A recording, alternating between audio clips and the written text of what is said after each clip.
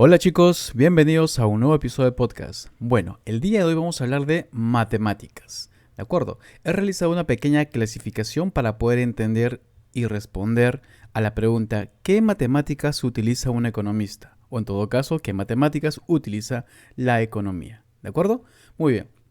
Aquí vamos a separarlo en varios grupos para poder eh, entender mejor, ¿de acuerdo? Todas las matemáticas vamos a separarlo en un total de uno, 2, 3, 4, 5, 6 grandes grupos. Y de ahí vamos a tener unas subramas y la explicación correspondiente.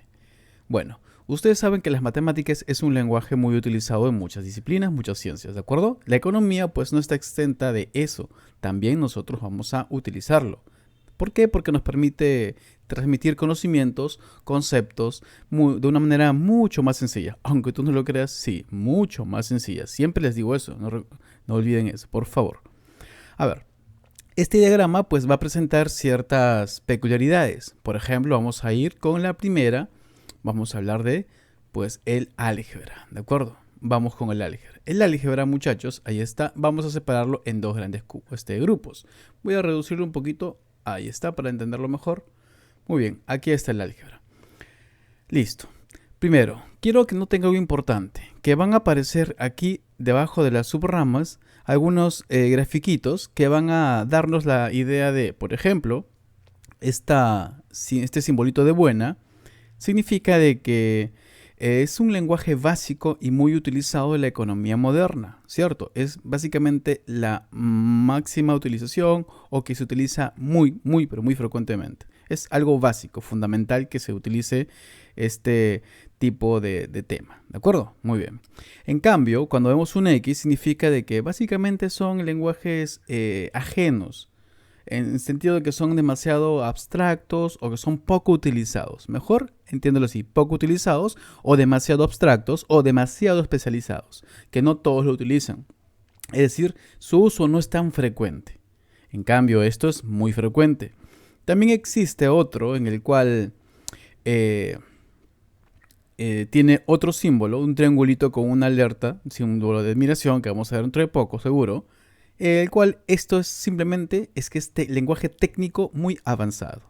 Básicamente especialistas. Algo similar como esto, pero esto es poco utilizado porque las aplicaciones son muy reducidas. Muy bien. Empecemos con el primer grupo.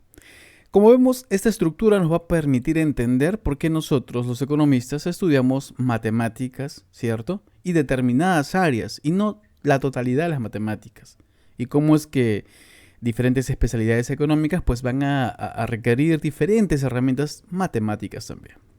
Bueno, vamos a empezar con el álgebra. El álgebra que va a hablar acerca de qué, pues básicamente el álgebra, si te preguntas en forma sencilla para entender qué es el álgebra, pues simplemente es el lenguaje de las relaciones. ¿Sí? El álgebra nos permite utilizar símbolos, ¿cierto? A modo de que del lenguaje de símbolos y relaciones. ¿De acuerdo? Básicamente es eso el álgebra. Por ejemplo, nosotros en términos aritméticos, si ves así, nosotros tenemos que la suma de 2 más 3 es igual a 5. En cambio, en el álgebra vamos a decir que x más y es igual a z, lo cual nos va a permitir la generalización de ciertos patrones. ¿De acuerdo? Las subramas que estamos colocando aquí es el álgebra lineal y la teoría de grupos. Vamos a empezar con el álgebra lineal. Aquí vemos de que su uso es básico, es pero muy utilizado. El álgebra lineal es algo fundamental, muchachos. Y vamos a entenderlo como el estudio de los vectores. Un vector, recuerda esos vectores que tienen flechitas con dirección y magnitud, pues los vectores. Y además de las matrices, que son tablas de números que van a organizar la información económica que nosotros tenemos. ¿De acuerdo? Ahora, el álgebra lineal, muchachos, es muy importante. Es demasiado importante dentro de la economía. ¿Por qué? Porque recuerda que muchos conceptos económicos se pueden entender como vectores. ¿De acuerdo? El vector de precios, la cesta de bienes es un vector también. ¿De acuerdo? Etcétera, etcétera. Muy bien. Ahora, los ejemplos que podemos tener aquí en este uso en la economía, pues aparte de la optimización, porque vamos a resolver modelos de ecuaciones vamos a poner acá, sistema de ecuaciones lineales, etcétera, etcétera. Tenemos también para la parte de las matrices, por ejemplo, el modelo input-output o el modelo de insumo-producto, que es el modelo de Leontief, por ejemplo, ¿sí? También tenemos los modelos de portafolios financieros, el modelo de Markowitz también se puede utilizar de manera matricial. O ya, pues, los sistemas de ecuaciones en macroeconomía, donde tenemos al modelo ISLM simplificado como un máximo representante, ¿de acuerdo? Tenemos una ecuación de la IS, una ecuación de la LM, y bueno, tenemos que hallar los valores del PBI y la tasa de interés, que son las incógnitas que vamos a encontrar resolviendo ese sistema de ecuaciones.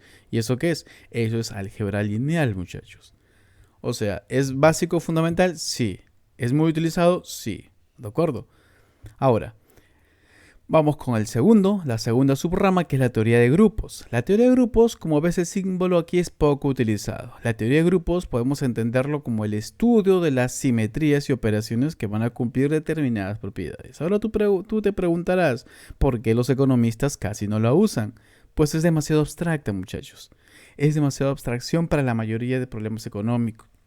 Las aplicaciones, por tanto, van a ser limitadas y van a estar simplemente a estructuras de elección social, por ejemplo, que van a ser muy, pero muy teóricas. ¿De acuerdo? Por lo tanto, demasiada abstracción no tiene mucha aplicación. Obviamente que con el tiempo habrán desarrollos mucho más avanzados, se van a inventar nuevas matemáticas dentro de este campo y que podremos utilizar. Recuerda que muchas matemáticas se están aplicando a la economía. Ahora, vamos con el segundo gran grupo. Ya hemos terminado con el álgebra. Vamos con el cálculo, las ecuaciones diferenciales, el análisis real, etcétera, porque vamos a hablar del análisis matemático, muchachos. El análisis matemático es la otra subrama de las matemáticas que he dividido aquí para que podamos estudiar qué, pues el cambio, ¿sí? El cambio. El análisis en matemática, pues básicamente es la matemática del cambio continuo. El álgebra, que hemos visto hace poquito, estudia relaciones estáticas. En cambio, el análisis estudia cómo las cosas van a cambiar de manera suave o cambian suavemente, se suele decir. ¿Eso qué implica? Algo llamado continuidad.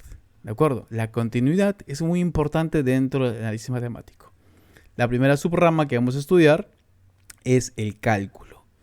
El cálculo, muchachos, pues vamos a decir que es bastante importante, ampliamente usada el cálculo. ¿De acuerdo? ¿Qué es el cálculo? Pues si quieres ver aquí dentro del cálculo tenemos dos grandes partes. El cálculo diferencial, donde estudiamos la derivada, y el cálculo integral, donde pues estudiamos la integral, ¿no? La integración.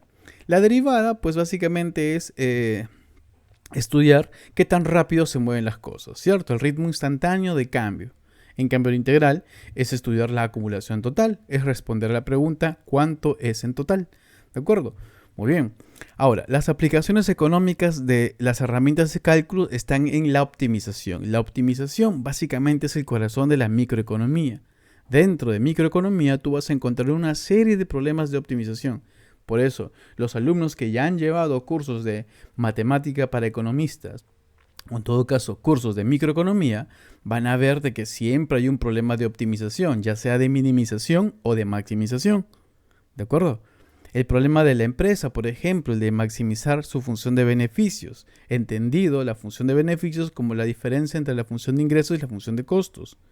¿De acuerdo? La condición de primer orden, segundo orden, etcétera, pues ahí la tienes que hacer. También están las elasticidades para ver o medir sensibilidad de respuestas, muchachos. También está lo que es el valor presente neto en el caso de las finanzas. El cálculo, la optimización restringida y no restringida, pues básicamente es la aplicación más importante dentro de esta herramienta del cálculo, esta subrama del análisis matemático. Ahora, vamos a las ecuaciones diferenciales. Si estábamos hablando del cambio, pues las ecuaciones diferenciales nos van a permitir modelar, ¿cierto? Porque van a ser ecuaciones que van a relacionar una función con sus tasas de cambio, ya sea la tasa de cambio o la tasa de cambio y la tasa de cambio, y así mientras más derivadas incluya esta ecuación diferencial. Es muy, pero muy usada porque es prácticamente el modelado. Vamos a ver que es muy utilizado en economía y por tanto lo vemos nosotros también en los cursos. Recuerda que en Matemática para Economía 2 se suele llevar cálculo integral, que es la herramienta para poder entender mejor y resolver las ecuaciones diferenciales. Incluso se ve en los temas de introducción a las ecuaciones diferenciales. Y ya en Matemática para Economía 3, netamente se desarrolla ecuaciones diferenciales. A ver, ¿qué aplicaciones tenemos aquí? Pues recuerden los que han llevado ya introducción a las ecuaciones diferenciales conmigo. Hemos visto como aplicación el modelo de crecimiento de Solow, ¿cierto? El premio Nobel del 1987. Muy bien. El modelo de Solow es aquella ecuación que nos va a decir cómo evoluciona pues, una economía hacia su estado estacionario en función de qué? Pues de la tasa de cambio del capital, ¿cierto? El capital per cápita, el capital por trabajador. ¿De acuerdo? Muy bien. Ahora, es lo más importante, pues tenemos los crecimientos, básicamente todo. Ahora, dentro del sistema de ecuaciones diferenciales podemos también encontrar sistemas de ecuaciones diferenciales. ¿De acuerdo? Entonces vamos a ir mezclando herramientas, ¿cierto? Del álgebra con las ecuaciones diferenciales y así y muchas cosas más. Vamos a la otra rama que es el análisis real. Esto es algo que no se lleva normalmente en los cursos de economía como tal, pero sí los conceptos se tienen que saber y explicar en los cursos de matemática o en todo caso en los cursos ya de aplicación como el caso de la microeconomía. El análisis real, ojo, es usado bastante dentro de la teoría avanzada, o sea, no los vas a ver normalmente como tal en los primeros ciclos, aunque debería de empezarse a presentar los conceptos más importantes. Porque el análisis real representa las bases rigurosas del cálculo y nos van a permitir entender, ¿cierto?, el porqué de las cosas. O sea, vamos a demostrar por qué las cosas funcionan. ¿De acuerdo? Ahora, la aplicación económica pues la tenemos en la teoría del consumidor. ¿De acuerdo? El teorema del consumidor, recuerda si los que hemos visto microeconomía o los que han visto microeconomía conmigo alguna vez o los que han visto la aplicación de la matemática para economía 1 en la teoría del consumidor, decíamos de que dadas las preferencias razonables, ¿qué quiere decir eso? Que sean completas, transitivas y además continuas, existe una función de utilidad que va a representar esa relación de preferencias. La continuidad, que es otro concepto de análisis real, asegura que pequeños cambios en las cestas de consumo pues cambien o generen pequeños cambios también en donde pues en la satisfacción, es decir, en la utilidad, en la función de utilidad que representa esas preferencias. ¿Es muy importante enseñar conceptos de análisis real? Sí. Incluso en la Facultad de Economía existe un curso llamado Análisis Real, que es un curso electivo. Todavía existe. Creo que nunca lo han abierto porque nadie se atreve a libre voluntad llevar el curso. Sí, porque es bastante pesadito. Es bastante pesadito. Vamos al análisis complejo ahora. Vamos a esta parte del análisis matemático. A ver. El símbolo que nos dice es que es de poco uso, es básicamente casi no usada el análisis complejo, ¿sí? ¿Qué es el análisis complejo? Pues básicamente es la extensión del cálculo a números con parte imaginaria, vamos a decir de la raíz de -1, ¿de acuerdo? Ahora, ¿y por qué casi no se usa? Porque la mayoría de variables económicas son reales, ¿sí? Son reales, pueden ser números positivos, negativos o cero. El dinero, por ejemplo, las cantidades, los precios van a ser valores reales. Si bien dentro de las ecuaciones diferenciales vamos a tener soluciones que van a raíces que van a estar en los complejos, ¿cierto? Y que pueden ser llevados a números reales, pues si hablamos en términos netamente económicos, valores numéricos que representen a cantidades o variables económicas, pues vamos a hablar de los reales. Por eso el análisis complejo es poco utilizado. ¿De acuerdo? Por tanto, no lo vemos mucho en los cursos de matemática. Ahora, vamos con lo siguiente, con la geometría, muchachos, la geometría. En la geometría tenemos la geometría euclidiana, la geometría diferencial y la topología. Vamos a empezar con la geometría, pero hablar en general. ¿Qué es ese tercer grupo llamado geometría?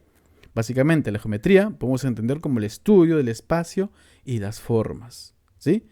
Es la matemática de las formas, de los espacios y dimensiones. Así que vamos a empezar con la subrama primera, que es la geometría euclidiana, la cual vamos a ver que es poco utilizado, no porque no es necesario, sino porque es el hecho de que son aplicaciones bastante sencillas. La geometría euclidiana es básicamente la geometría del colegio, de la escuela, donde vemos puntos, rectas, círculos. Su uso es poco usado porque hay un uso limitado en la economía. Sirve solamente para gráficos básicos como la curva de oferta y la demanda y nada más. ¿De acuerdo? Profe, pero en economía general uno, en microeconomía, lo representamos sí porque estamos haciendo modelos básicos, haciendo modelos simplificados.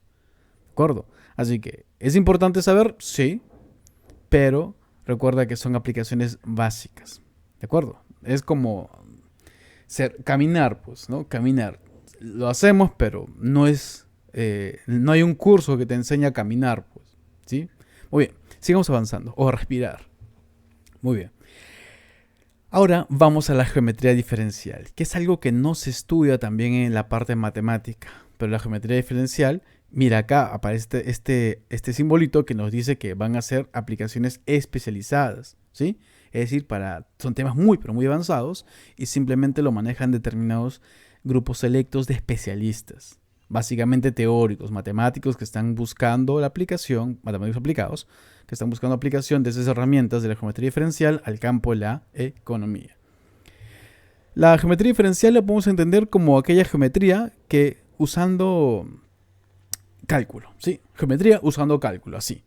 Porque vamos a ver temas de curvatura, superficies y las aplicaciones económicas son algo interesantes, ¿no?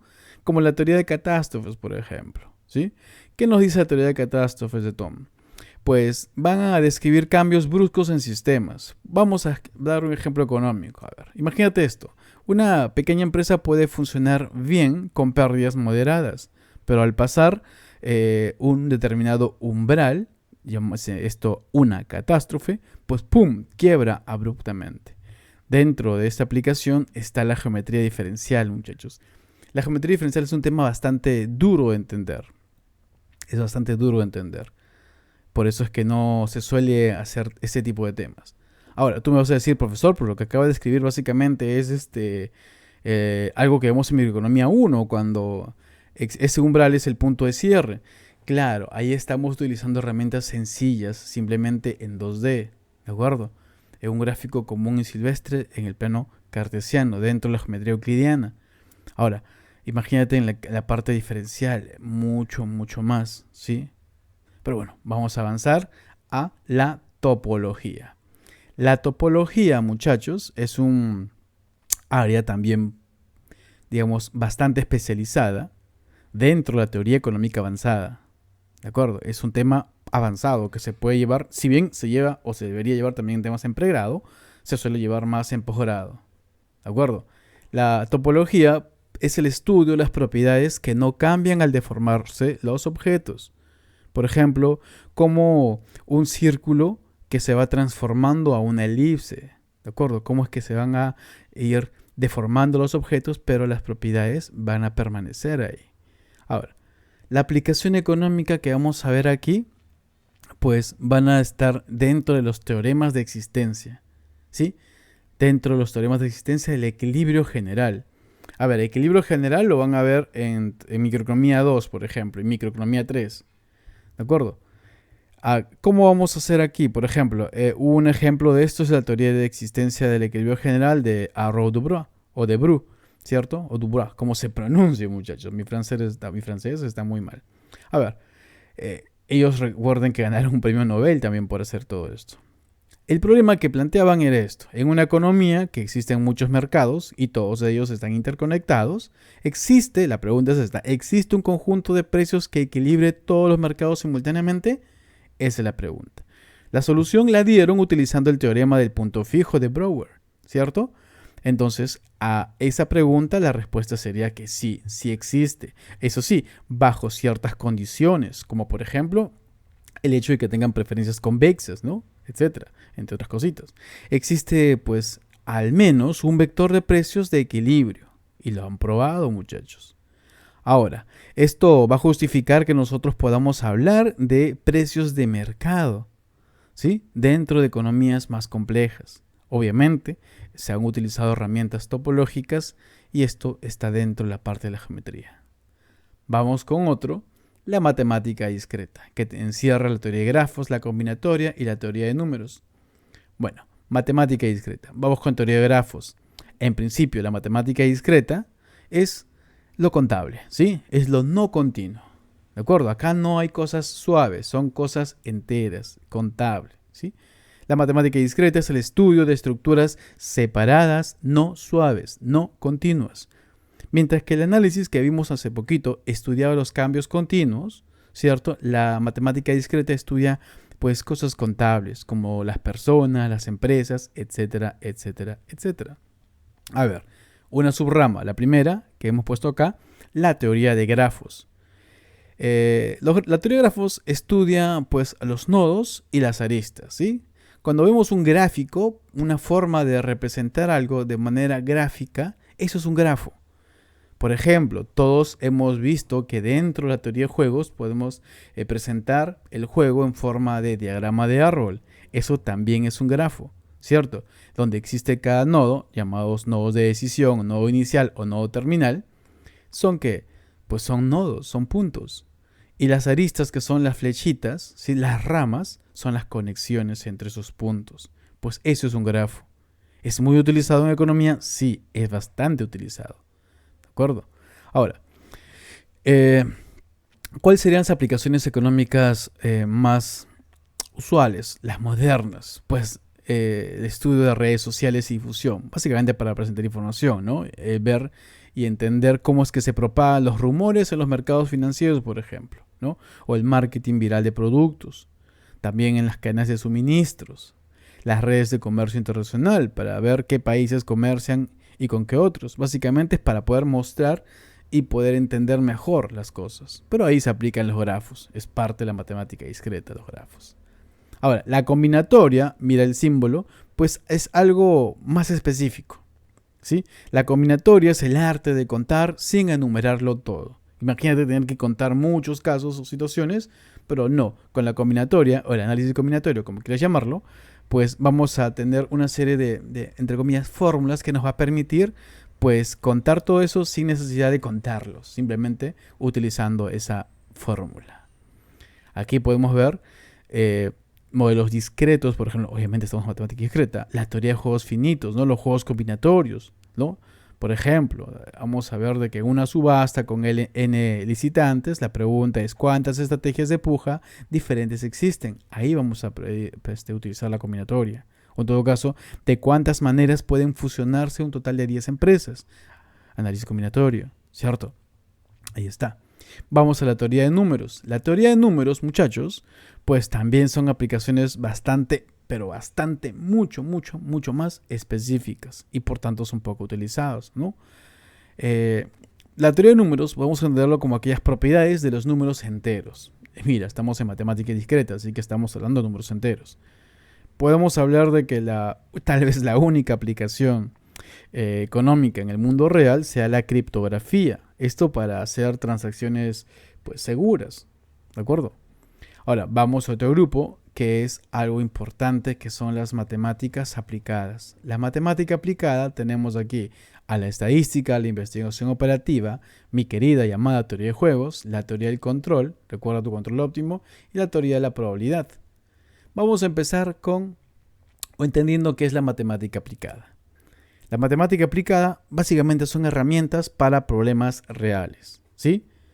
Es aquella rama de la matemática que ha sido desarrollada para resolver problemas concretos, muchachos. Vamos a hablar de la primera subrama, que es la estadística. Ustedes ya deben de conocer la estadística. La estadística se puede entender como aquella matemática aplicada que se encarga de la recolección, análisis e interpretación, visualización, presentación de los datos, manejo de datos, etc. ¿Sí? También se puede entender simplemente como la ciencia de la recolección, análisis e interpretación de los datos. Pero las matemáticas, pero la estadística, mejor dicho, es matemática aplicada. Ahora, nosotros, ¿por qué lo utilizamos como algo fundamental? Porque los economistas trabajan con datos. Así que saber estadística es como saber respirar, muchachos. ¿Y dónde lo aplicamos? No solamente en la parte de estadística descriptiva, inferencial, sino en la econometría. La econometría, recuerda, es la aplicación a la economía, ¿cierto?, de las herramientas estadísticas, de los modelos estadísticos con datos económicos. Tiene sus peculiaridades también, ¿sí? Porque la data económica tiene también peculiaridades. No es igual la data económica a data física. Son distintas. A ver, aquí tenemos, por ejemplo, los modelos de regresión. La regresión lineal, no lineal, que son las herramientas más usadas. Aquí, por ejemplo, podemos responder la pregunta: ¿cómo afecta la educación a los salarios? Y se plantea un modelo, el modelo de Mincer, por ejemplo, la ecuación de Mincer, ¿sí? Se buscan datos y se busca estimar los parámetros correspondientes a los modelos. ¿De acuerdo? Esto es una aplicación. También está en las series temporales para realizar predicciones económicas. Tenemos aquí los modelos AR, los modelos MA, los modelos ARMA, los modelos ARIMA, SARIMA, Sardina no es un modelo, ¿verdad? SARIMA, sí. Ok, etcétera, etcétera, etcétera. ¿No? Los modelos de los BEC, etcétera, etcétera, etcétera. Por ejemplo, hay un modelo ARIMA que se utiliza para la inflación y esto es utilizado por los bancos centrales para predecir, obviamente, la inflación, muchachos. Series temporales. También para hacer inferencia causal en la aplicación de políticas públicas, lo que se conoce como la evaluación de impacto, ¿sí? La evaluación de un programa social. En esto vamos a tomar, pues, dos grupos, el grupo de tratamiento y el grupo de control. El grupo de tratamiento es aquel que va a recibir el programa y por tanto se va a ver beneficiado y se van a medir, pues, los efectos sobre los individuos que reciben el tratamiento, versus el grupo de control que no va a recibir ese tratamiento, para ver las diferencias, porque la diferencia de resultados básicamente es el efecto causal del programa. Así de sencillo, parece sencillo, ¿cierto? Pero bueno, es parte de la aplicación y no es tan sencillo como parece. Hay diferentes técnicas para hacer ese efecto causal. Muy bien, ahora vamos a la segunda subrama de la matemática aplicada. Vamos con la investigación operativa, muchachos. La investigación operativa, pues, es la optimización en la práctica, ¿sí? Es encontrar la mejor solución dentro de un conjunto de restricciones. Eso me suena a optimización, claro, es optimización. Es muy utilizado dentro de la parte de la optimización económica. Acá podemos ver programación lineal, muchachos. Recuerda que el problema del consumidor se podría también resolver con programación lineal, ¿sí? Por ejemplo, en el caso de los sustitutos perfectos, ahí se puede aplicar la programación lineal. Muy bien, ahí también se pueden aplicar los famosos problemas de transporte, ¿de acuerdo? Esto es la investigación operativa. Ahora, para no ser tan largo este episodio, muchachos, vamos a seguir. Vamos a hablar de la teoría de juegos. A ver, la teoría de juegos, ¿cierto? Cuando decimos la clase de teoría de juegos y siempre que hacemos teoría de juegos, yo te digo, la teoría de juegos es matemática aplicada, muchachos. ¿Sí? ¿Aplicada a dónde? Al comportamiento estratégico. Porque es el estudio de las decisiones interdependientes. Y tenemos muchas aplicaciones famosas. Es algo fundamental, muy aplicado, muchachos. ¿Por qué? Porque dentro de la economía la interdependencia estratégica es algo común.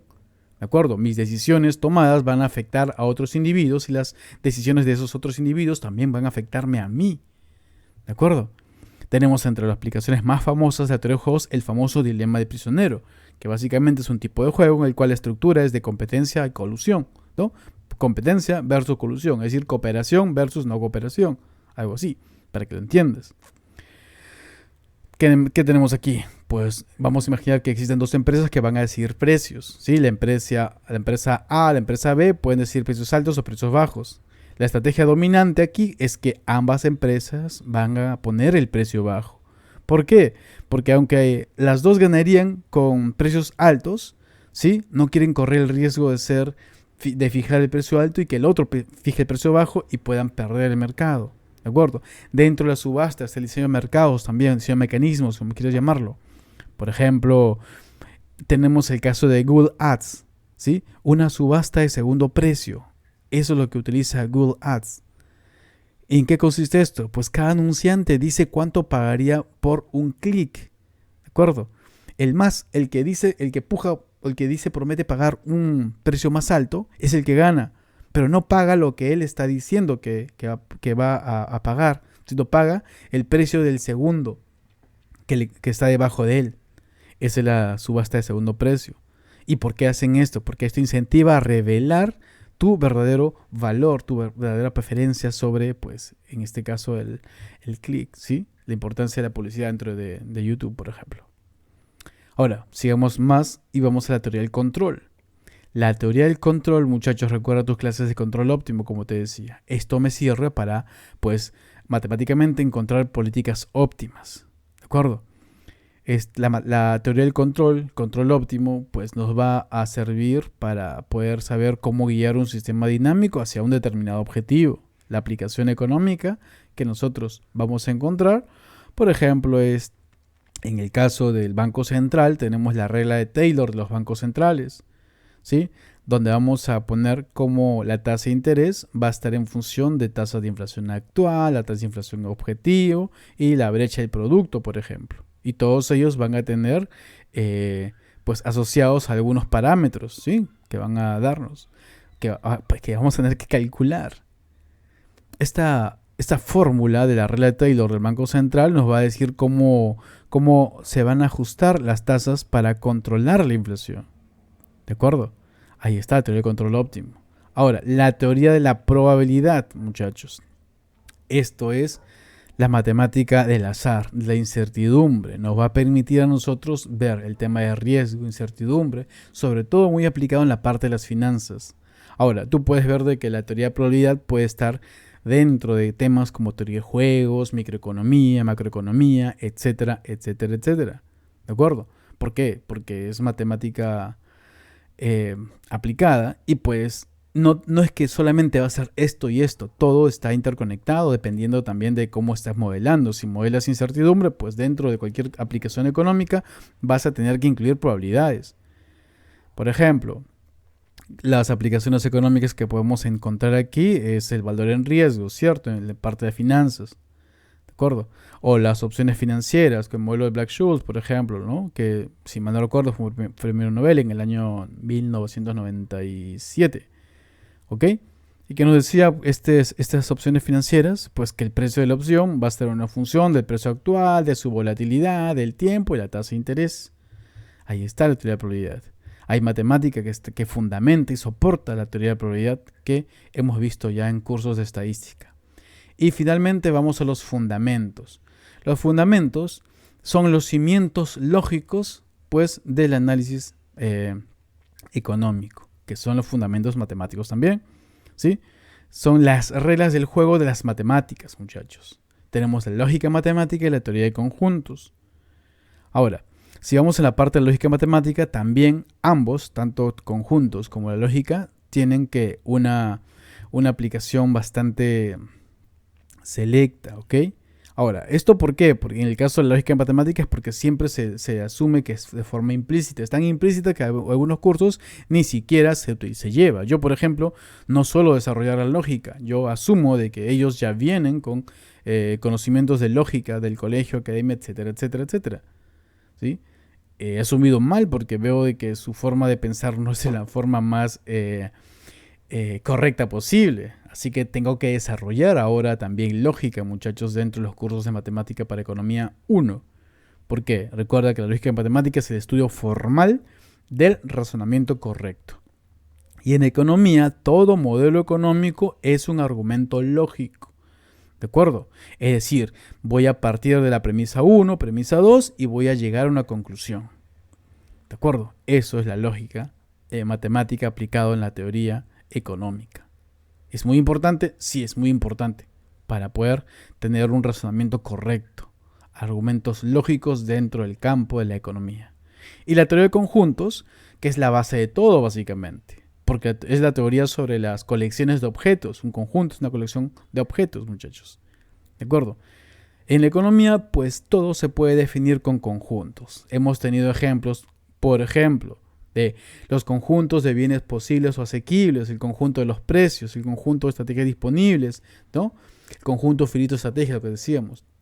¿Qué más? Tenemos el conjunto de posibilidades de producción, el conjunto de posibilidades de consumo, etcétera, etcétera, etcétera. Todo se puede modelar con conjuntos y va a formar parte de la base axiomática de, pues, la teoría económica. Específicamente me gusta la teoría microeconómica. Ahí se aplica mucho teoría de conjuntos, ¿de acuerdo?